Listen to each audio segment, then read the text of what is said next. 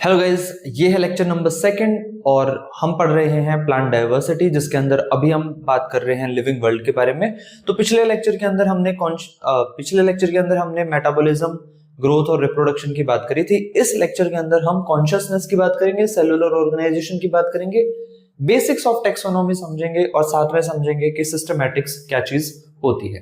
तो चलिए शुरू करते हैं हम इस लेक्चर को, और यहां से हम बात करेंगे शुरू पहले सेलुलर ऑर्गेनाइजेशन की।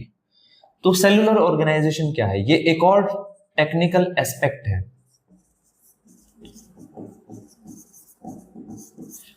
ध्यान ये रखना है कि all living organisms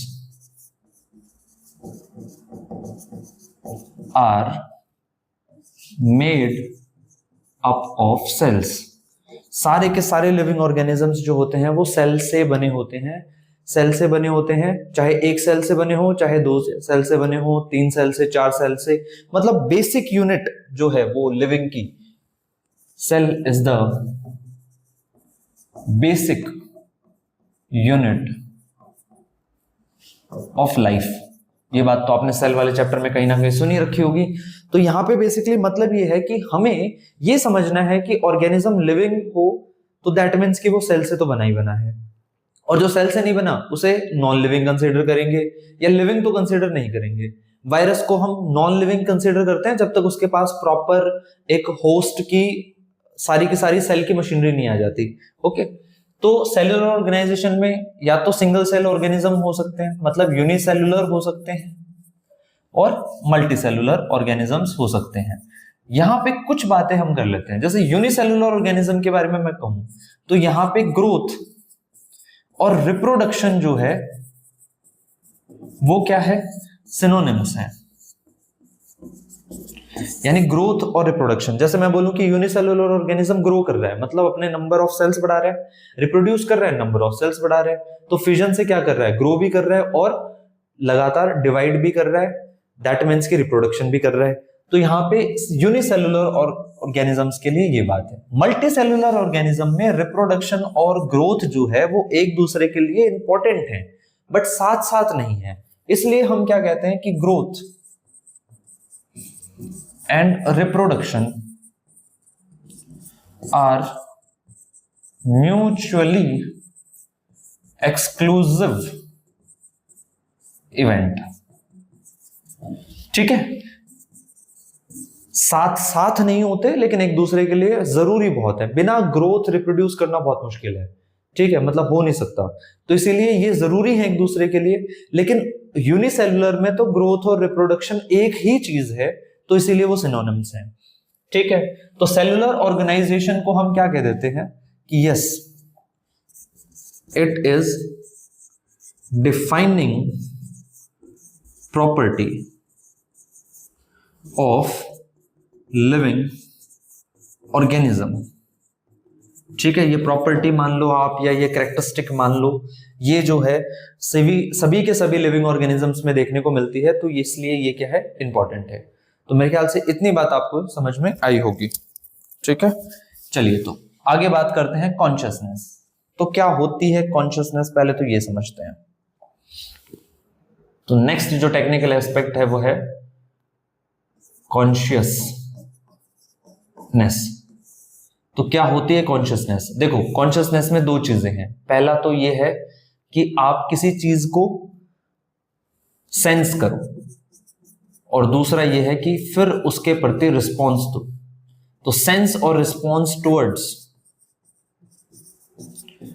external stimuli, ये क्या कहलाता है, ये कॉन्शियसनेस कहलाता है।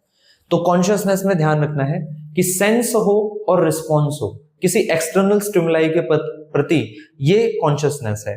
तो अगर मैं बोलूं कि कॉन्शियसनेस के लेवल्स क्या क्या हैं, तो भाई किस किस लेवल्स पे कॉन्शियसनेस हो सकती है? तो लेवल्स ऑफ कॉन्शियसनेस, तो सबसे पहले तो लेवल आता है मॉलिक्यूलर, यानी मॉलिक्यूल्स जो है वो आपस में एक दूसरे को पहचान सकते हैं, एक दूसरे से रिएक्ट कर सकते हैं। जैसे फॉर एग्जांपल जो सब यूनिट्स होती हैं राइबोसोम की, वो एमआरएनए को पहचान लेती है, उससे जुड़ जाती है। टीआरएनए को पता चल जाता है ट्रांसलेशन चल रहा है, तो फिर वो अमीनो एसिड लाने चला जाता है, ले आता है।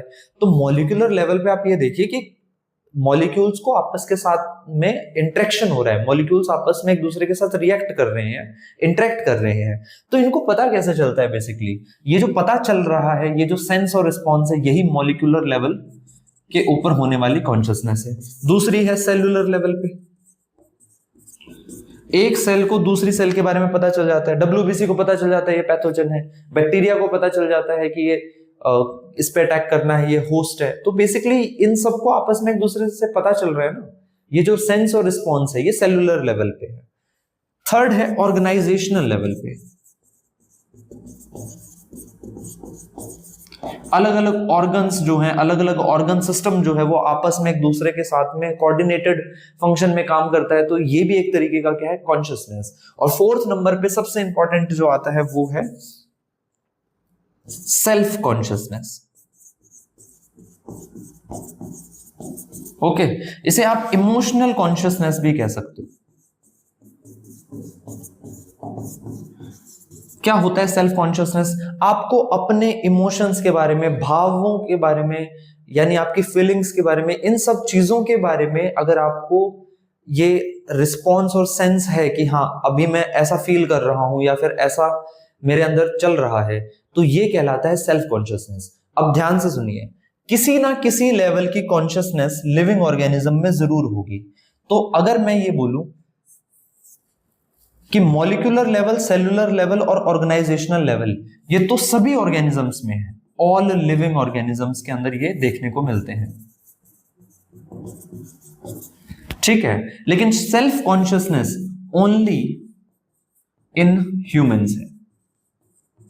तो ह्यूमंस के पास तो चारों लेवल के ऊपर कॉन्शियसनेस है, और लिविंग ऑर्गेनिजम्स के अंदर जो है बेसिकली क्या है कि या तो मॉलिक्यूलर लेवल, सेलुलर लेवल या ऑर्गेनाइजेशन लेवल, उनके पास सेल्फ कॉन्शियस नहीं है, ठीक है। कई ऑर्गेनिजम्स ऐसे हैं जिनके पास सेल्फ कॉन्शियसनेस है, लेकिन एनसीईआरटी कहती है कि ह्यूमंस के पास ही है, तो फिर ठीक है, कोई बात नहीं, ह्यूमंस के पास ही है। आओ जरा एक बार एनसीईआरटी पे चलते हैं। कॉन्शियसनेस के बारे में उन्होंने एक क्वेश्चन पूछ रखा है, एक बार मैं वो क्वेश्चन आपको बताता हूं। क्वेश्चन ये कहता है कि अगर कोई वेंटिलेटर के ऊपर है, वेंटिलेटर के ऊपर है और ब्रेन डेड आदमी है, तो वो लिविंग कंसीडर करोगे क्या? बिल्कुल वो लिविंग है, क्योंकि उसके अंदर अगर मैं कॉन्शियसनेस के हिसाब से देखूं तो मॉलिक्यूलर कॉन्शियसनेस है, मॉलिक्यूलर कॉन्शियसनेस। अभी भी उसके बॉडी के अंदर जो ऑर्गन्स हैं वो काम कर रहे हैं, अभी भी उनके अंदर कोऑर्डिनेशन है, हालांकि एक ऑर्गन ब्रेन ने है काम करना बंद कर दिया है। अगर आप वेंटिलेटर हटा दोगे ना तो वो डेड हो जाएगा, वो नॉन लिविंग फिर भी नहीं होगा, क्योंकि जो कभी जिंदा था उसे हम डेड बोलते हैं। जो हमेशा से ही क्या है, उसके अंदर जान नहीं है, तो हम कहेंगे नॉन लिविंग है, ठीक है।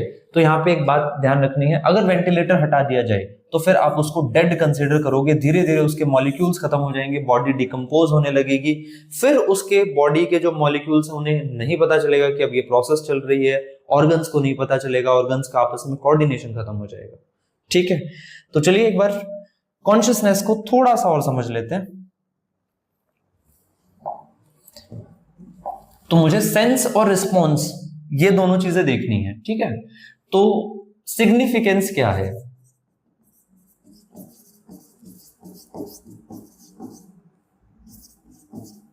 कॉन्शियसनेस का सिग्निफिकेंस क्या है? तो सबसे पहले तो एनसीईआरटी कहती है कि भाई सेल्फ रेगुलेशन में, यानी सेल्फ रेगुलेटिंग, दूसरा है इवॉल्विंग, ठीक है, रेगुलेशन करना, इवॉल्व होना, सेल्फ रेप्लिकेटिंग, यानी किसी तरीके से रिप्रोडक्शन वगैरह करना, अपने आप को रेप्लिकेट करना।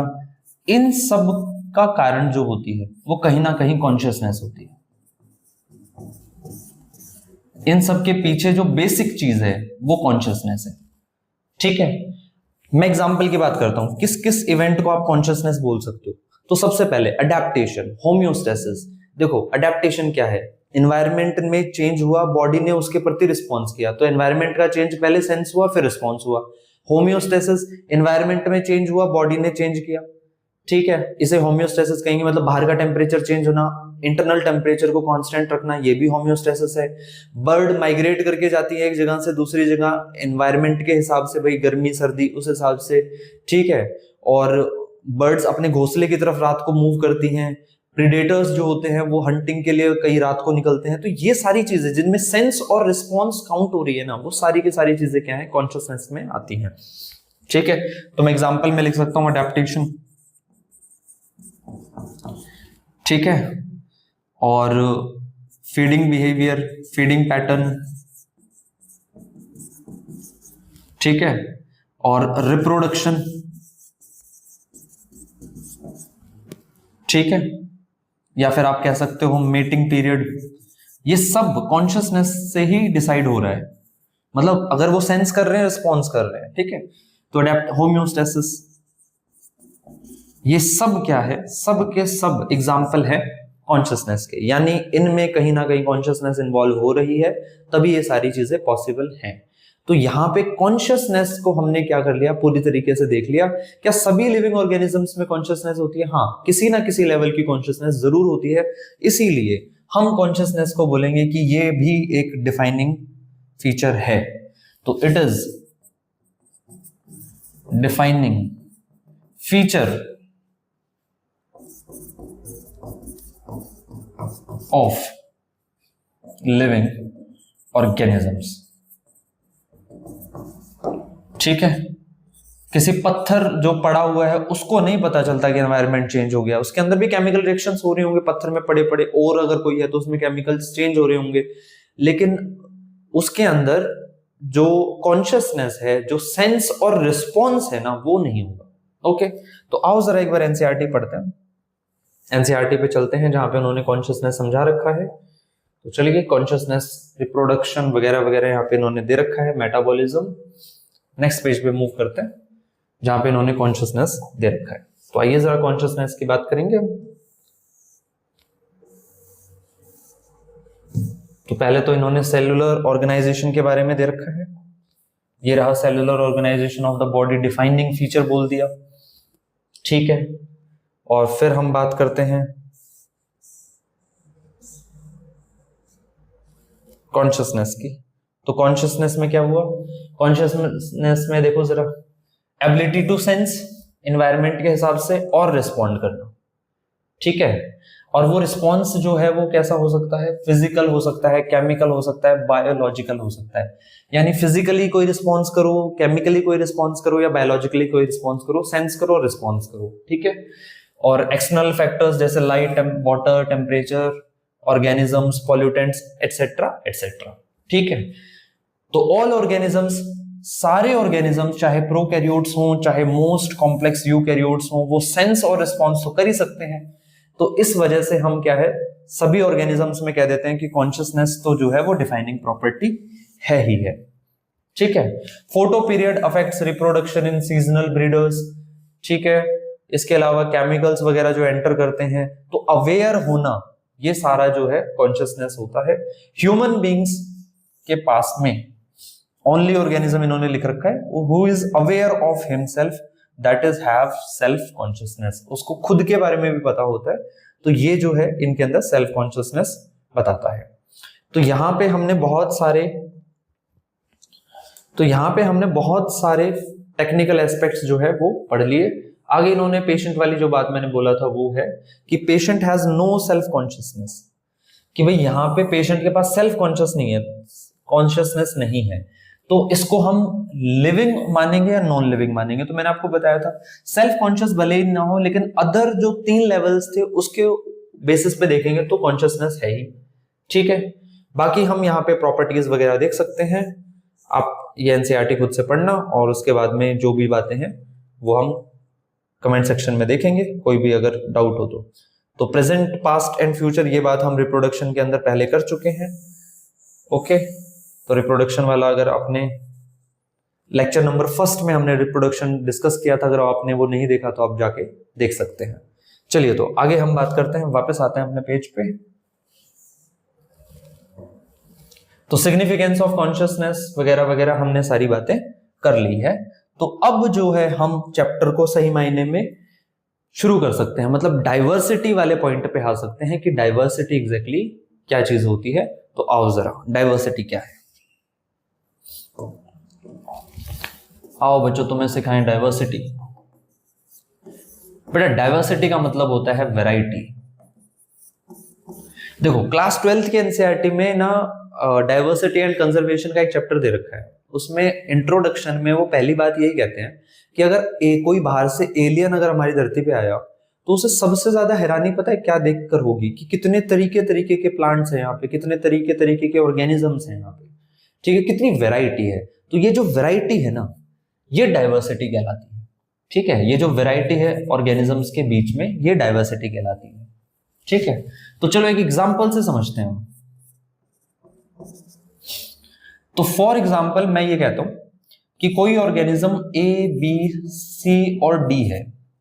अब मैं सिमिलैरिटीज देखता हूं, देखो वैरायटी है यानी डिफरेंस है सभी में, लेकिन कुछ कुछ सिमिलैरिटीज भी होंगी और कुछ कुछ डिससिमिलैरिटीज भी होंगी। डिससिमिलैरिटीज, मैंने स्पेलिंग मिस्टेक की है, डिससिमिलैरिटीज। तो सिमिलैरिटीज के हिसाब से मैं कहता हूं कि ए की सिमिलैरिटी बी के साथ है और सी की सिमिलैरिटी डी के साथ है। अब डिससिमिलैरिटीज के हिसाब से आओ, ए जो है वो डिससिमिलर है विद बी से सिमिलर है तो सी एंड डी, और बाकी आप कॉम्बिनेशन निकाल सकते हो, ये भी आपस में क्या है, डिससिमिलर्स हैं, ठीक है। बी भी डिससिमिलर है सी डी से। मैं बताना क्या चाहता हूं, मैं बताने ये चाहता हूं कि जो जो सिमिलर होंगे सिमिलैरिटीज के हिसाब से हम उनको सेम ग्रुप में रख देंगे कि ये तो एक जैसे हैं, सिमिलैरिटीज हैं तो मतलब एक जैसे हैं, सेम ग्रुप में रख दिया। जो भी ग्रुप बना उसे हम बोलेंगे टेक्सोन। एक ग्रुप बनाया तो टेक्सोन, और अगर कई सारे ग्रुप बनाए हैं तो टेक्सा। तो टेक्सोन जो है वो सिंगुलर यूनिट है, ठीक है, सिंगुलर यूनिट।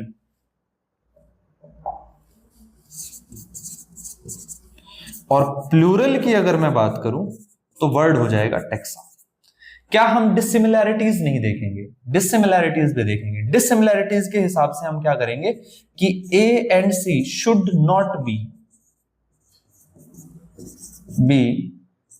इन सेम ग्रुप। हम ये डिसाइड करेंगे कि ए और सी जो है वो सेम ग्रुप में नहीं जाने चाहिए।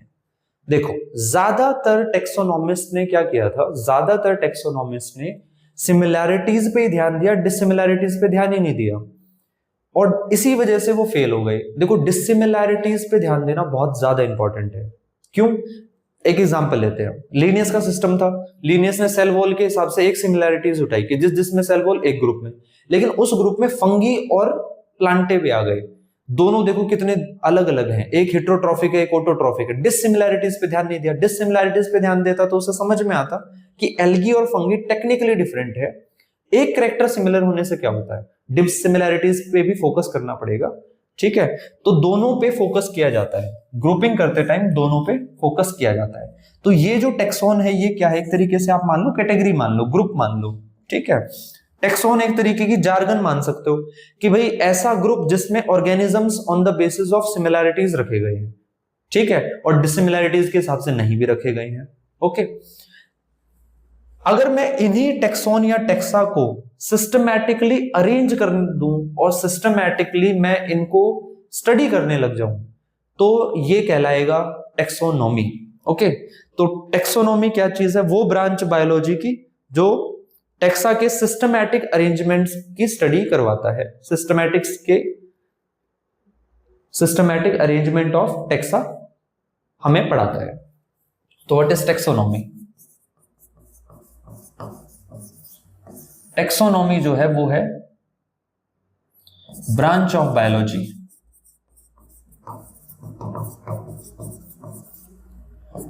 इन which there is systematic arrangement and study of taxa. So this is taxonomy. Group बनाओ, ग्रुप को अरेंज करो, ग्रुप की स्टडी करो, सिस्टमैटिकली करो. टर्म गिवन बाय, किसने बोला था ये? टर्म गिवन बाय एपी डिलोनी डी कंडोले. ठीक है, तो यहां पे टेक्सोनॉमी हम समझते हैं, और टेक्सोनॉमी बेसिकली क्या चीज होती है, ये चीज अभी हमें समझ में आ गई. ठीक है, आगे बढ़ते हैं हम. सबसे पहले तो कुछ साइंटिस्ट का डिस्कशन कर लेते हैं कि कौन कौन से साइंटिस्ट जो हैं वो इसके अंदर इन्वॉल्व थे. तो आओ जरा, तो सबसे पहले तो टर्म गिवन बाय एपीडी कंडोले, और फादर देख लेते हैं. फादर ऑफ एंशियंट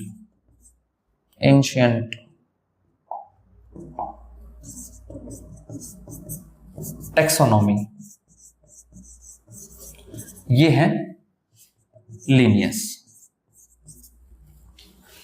तो फादर ऑफ एंशियंट टेक्सोनॉमी जो है वो लिनियस है. ओके, एक mistake. Father of modern taxonomy हम बोलेंगे लिनियस को. फादर ऑफ मॉडर्न टेक्सोनॉमी जो है वो लिनियस है, और फादर ऑफ एंशियंट टेक्सोनॉमी वो है थियोक्रेटस. ठीक है, हम दोनों के अंदर ही प्लांट की बात कर रहे हैं भाई, प्लांट टेक्सोनॉमी की बात कर रहे हैं. हम एनिमल टेक्सोनॉमी की बात नहीं करेंगे यहाँ पे. क्यों? क्योंकि मैं बॉटनी वाला सेक्शन पढ़ा रहा हूं आपको. बॉटनी वाले सेक्शन में हम सिर्फ और सिर्फ प्लांट की यहाँ पे बात करेंगे. तो मेरे ख्याल से आपको दोनों ही समझ में आ गए कि father of modern taxonomy and father of ancient taxonomy Theophrastus. बेटा थियोक्रेटस जो है वो फादर ऑफ बॉटनी भी है, फादर ऑफ बॉटनी भी यही है. ओके, चलिए तो किस तरीके से मैं टेक्सोनॉमी की स्टडी कर सकता हूं. बेसिकली टूल्स जो मुझे चाहिए टेक्सोनॉमी की स्टडी के लिए, तो क्या क्या चाहिए मुझे, आओ जरा बात करते हैं. तो फॉर टेक्सोनॉमी टूल्स जो मुझे पता होने चाहिए, या फिर जो प्रोसेस है, आप ये कह सकते हो कि process of taxonomy.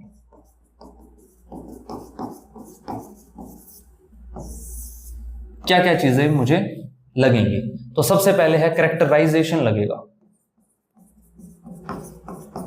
What is characterisation? Organism को देखो, उसके कैरेक्टर पहचानो बोला मैंने. आइडेंटिफिकेशन.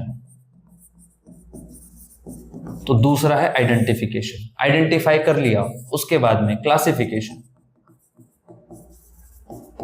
क्लासिफाई कर दो, कोई ना कोई ग्रुप के अंदर उसे रख दो.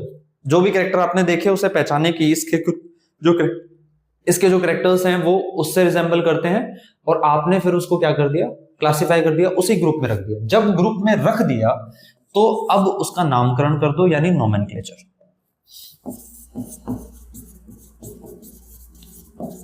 आपको ध्यान क्या रखना है? आपको ध्यान ये रखना है कि ये दोनों चीजें साथ साथ होती हैं, और ये दोनों चीजें साथ साथ होती हैं. ये दोनों साथ साथ और ये दोनों भी साथ साथ. देखो सिंपल सी बात है, आपने कैरेक्टर देखे और कैरेक्टर पहचाने, ये सेम सा ही हो गया, यानी ये दोनों चीजें एक साथ हो रही हैं, घट रही हैं. ठीक है, आप क्लासिफाई कर रहे हो, नामकरण कर रहे हो. देखो क्लासिफाई करे बिना नामकरण नहीं कर सकते. तो जब आप क्लासिफाई कर रहे हो कि इसका ये जीनस है, तो नाम भी आपने उस जीनस के हिसाब से रख दिया. ये स्पीसीज, तो नाम भी आपने उसके हिसाब से रख दिया. ठीक है, तो बेसिकली ये जो इवेंट है ना, ये सारे, ये दोनों साथ साथ और ये दोनों साथ साथ. एक और चीज, क्लासिफिकेशन पहले होता है, नोमेनक्लेचर बाद में होता है. एनसीईआरटी नोमेनक्लेचर पहले पढ़ाती है फर्स्ट चैप्टर में, और दूसरे चैप्टर का नाम ही बायोलॉजिकल क्लासिफिकेशन है, क्लासिफिकेशन बाद में पढ़ाती है. तो हम भी एनसीईआरटी को फॉलो करेंगे और नोमेनक्लेचर वगैरह समझेंगे. ठीक है, तो ये जो चीजें हैं ये मेरे काम आएंगी. ओके, चलिए तो बात करते हैं सिस्टमैटिक्स की. अब हम सिस्टमैटिक्स समझते हैं. बेटा जब मैं टेक्सोनॉमी को इवोल्यूशन के साथ जोड़ दूं तो बन जाता है सिस्टमैटिक्स. और सिस्टमैटिक्स जो है बच्चे वो दो तरीके की. देखो समझो ध्यान से, बेसिकली मैंने क्या किया, थोड़ा बहुत इवोल्यूशन मिला दिया, यानी टेक्सा को अरेंज करते समय थोड़ा बहुत इवोल्यूशन की हेल्प ले ली, और इसको हम बोलेंगे सिस्टमैटिक्स। बेसिकली क्या है, टेक्सा को अरेंज करने का तरीका है, ठीक है। तो टेक्सोनॉमी ले लो, साथ में इवोल्यूशन की नॉलेज भी ले लो, तो बन जाएगा सिस्टमैटिक्स। अब सिस्टमैटिक्स आज से नहीं, कई सालों से चल रही है। तो ओल्ड सिस्टमैटिक्स पुराने लोग, और new systematics, old systematics and new systematics. आओ जरा बात करते हैं ओल्ड सिस्टमैटिक्स की।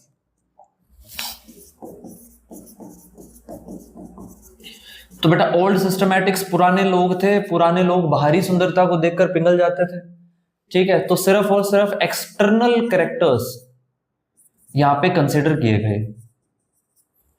और जहां पे मैं बात करूं न्यू सिस्टमैटिक्स की, तो इन्होंने एक्सटर्नल तो किए ही साथ में इंटरनल भी कर डाले। इंटरनल कैरेक्टर्स, अगर मैं बोलूं इंटरनल कैरेक्टर कौन कौन से, तो आप कह सकते हैं कि सेल का स्ट्रक्चर देख लिया इन्होंने, एम्ब्रियोलॉजी के हिसाब से भी इन्होंने ग्रुपिंग करी, केमिकल्स के हिसाब से की, ऑर्गेनलीज का भी स्ट्रक्चर वगैरह देखा, जिसे अल्ट्रा स्ट्रक्चर कहते हो, अल्ट्रा स्ट्रक्चर।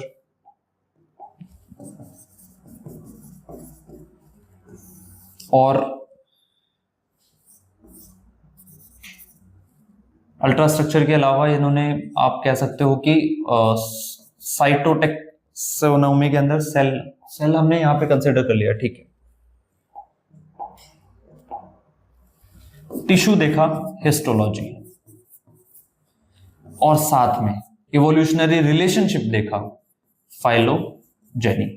देखो फाइलोजेनी और इवोल्यूशन सेम चीज नहीं है, दोनों में काफी ज्यादा डिफरेंस है। आपको ये बात ध्यान रखनी है कि फाइलोजेनी और इवोल्यूशन सेम चीज नहीं है। इवोल्यूशन का बेस है, मतलब इवोल्यूशन जो है वो एक तरीके से हमें बताता है कि कौन किसका एंसेस्टर है, किसका किसके साथ में क्या नाता है, कौन क्लोज है कौन दूर है।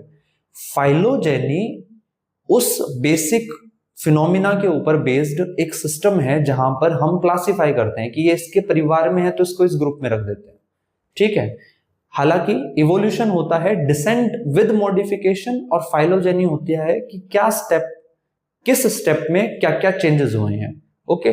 तो evolution and phylogeny are two different things, ठीक है। लेकिन हाँ, फाइलोजेनी को अगर समझना है तो इवोल्यूशन जरूर पड़ेगा ही पड़ेगा, ठीक है। तो ये है ओल्ड सिस्टमैटिक्स और न्यू सिस्टमैटिक्स। अब जो ये सिस्टमैटिक्स टर्म है, ये जो सिस्टमैटिक टर्म्स है, टर्म है, ये किसने दी थी? ये लीनियस ने दी थी। तो यहीं पे मैं लिखा देता हूं कि सिस्टमैटिक टर्म किसने दी? Term given by Linnaeus. आप ये देखेंगे कि लीनियस ना एक बहुत कमाल के साइंटिस्ट रहे हैं, बेशक उनकी कुछ कमियां रही हो, लेकिन इन्होंने क्या किया है, काफी सारे बहुत अच्छे अच्छे काम किए हैं जो कि काफी इंपॉर्टेंट रहे हैं पूरी टेक्सोनॉमी की स्टडी के लिए, ओके। तो यहां पे हम basically practical significance of taxonomy समझते हैं। नेक्स्ट क्या पढ़ना है अपने को? Practical significance of taxonomy. और इसको पढ़ाने के बाद मैं ये लेक्चर ओवर करूंगा, क्योंकि टाइम थोड़ा सा मेरे ख्याल से ज्यादा हो गया है, तो उस हिसाब से अब प्रैक्टिकल सिग्निफिकेंस ऑफ टेक्सोनॉमी समझ लो भाई। टोटल स्पीसीज कितनी डिस्कवर्ड है? टोटल स्पीसीज डिस्कवर्ड आप 1.8 मिलियन मान लो, यानी 18 लाख हो गए। कैरेक्टर्स देखो आप, कैरेक्टर्स, एक ऑर्गेनिज्म के 10 कैरेक्टर भी उठाए, ठीक है, यानी एक स्पीसीज के 10 कैरेक्टर भी उठाए तो 1.80 करोड़ कैरेक्टर्स हो गए। क्या इतने कैरेक्टर्स पढ़ना पॉसिबल है? दूसरा, अगर क्लासिफिकेशन वगैरह करने बैठे तो नोमेनक्लेचर वगैरह मतलब करेंगे इनका, तो नोमेनक्लेचर भी कितने स्पीसीज का करना पड़ेगा? 18 लाख का करना पड़ेगा। और इतनी 18 लाख स्पीसीज को हमने रख किस किस में रखा है, मतलब ग्रुपिंग की अगर मैं बात करूं, यानी मैं क्लासिफिकेशन की बात करूं, तो यहां पे ध्यान से समझना कि क्लासिफिकेशन, मैं यहां लिख देता हूं क्लासिफिकेशन वाला पॉइंट। तो क्लासिफिकेशन 2 ग्रुप में, 3 ग्रुप में, 4 ग्रुप में, 5 ग्रुप में और 6 ग्रुप में भी की गई है, पहले की गई थी, आज की डेट में कर रखे हैं। तो 2 ग्रुप में किसने किया? लिनियस ने किया, यानी 2 किंगडम बनाई सारे ऑर्गेनिज्म से। 3 हैकल, 4 कॉपलैंड, 5 आरएच विटेकर और 6 कार्ल गूज। तो क्लासिफिकेशन में आप ये देखिए कि 18 लाख ऑर्गेनिजम्स को हमने पहले समय में 2 ग्रुप में रखा था, फिर बाद में 3 में रखा, फिर 4 में रखा, फिर 5 में रखा, फिर 6 में रखा। ठीक है, तो यहां पे प्रैक्टिकल सिग्निफिकेंस ऑफ टेक्सोनॉमी क्या है कि इतने सारे कैरेक्टर्स और इतने सारे ऑर्गेनिज्म होने के बावजूद हमारे पास जो ग्रुप पढ़ने के लिए है ना, वो आज की डेट में 6 ही है, या फिर आज आरएच विटेकर की माने तो 5 ही है।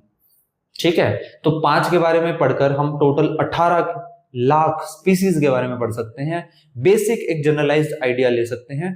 तो ये सब था इस लेक्चर के अंदर। नेक्स्ट लेक्चर में हम इससे आगे बात करेंगे। और थैंक यू सो मच। कोई भी क्वेश्चन अगर इस लेक्चर से रिलेटेड हो तो आप वो कमेंट सेक्शन में पढ़ सकते हैं। मैं पूरी कोशिश करूंगा कि सभी को कमेंट का रिप्लाई करूं। Thank you so much.